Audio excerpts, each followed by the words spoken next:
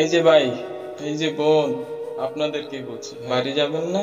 কি অবাক অবাক হচ্ছেন নাকি যে বাড়িতে আছি আবার কোন বাড়িতে যাব? না না, আমি এই বাড়ির কথা বলি নাই। এটা তো আপনার ক্ষণস্থায়ী জায়গা, দুদিন আছেন, আজ আছেন, কাল এখান থেকে যেতে হবে। আমি বলছি আসল বাড়ির কথা, যেতে তো হবেই। আমি যেই বাড়ির কথা বলছি সেখানে তো দুনিয়ার কোনো কিছু, টাকা পয়সা ধন সম্পদ কাজে আসবে না ভাই বোন। সেখানে তো ইমানের দরকার হবে, সেখানে রাসূল সাল্লাল্লাহু আলাইহি ওয়াসাল্লামের সুন্নতের দরকার হবে। সেই বাড়ির কথা বলছি। আপনি যেই হন আর যাই হন, পাঁচতলায় থাকেন অথবা গাছতলায় থাকেন, সেখান থেকে নামতে হবে। এই কবরের গর্ত থেকে নামতে তো হবে। সেখানে আপনি কি নিয়ে যাবেন? কিছু তৈরি করেছেন কি সেইখানের জন্য?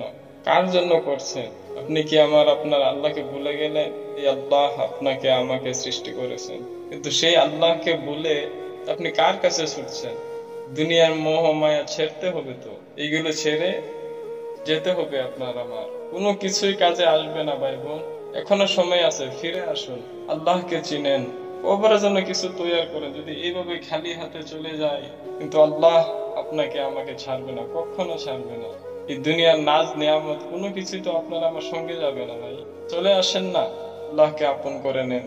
আজকে আপনার কাছে যদি টাকা পয়সা সবকিছু থাকে, দেখবেন দুনিয়ার মানুষ আপনার পিছে পিছে ঘোরাঘুরি করছে, ঘুরঘুর করছে। যাদের জন্য করছেন, যার জন্য করছেন, একদিন দেখবেন ওরাই আপনাকে আমাকে বাড়ি থেকে দাঁড় করে দিবে। যদি আল্লাহ তার রাসূল সাল্লাল্লাহু আলাইহি সাল্লামকে রাজি না করে, যদি দুনিয়ার রাজি খুশি শয়তানের ওয়াসওয়াসা থেকে না সরি, আল্লাহর দেওয়া হুকুমগুলো যদি না মানি, তাহলে কিন্তু ওই কবরে আপনাকে আমাকে ছাড়বে না।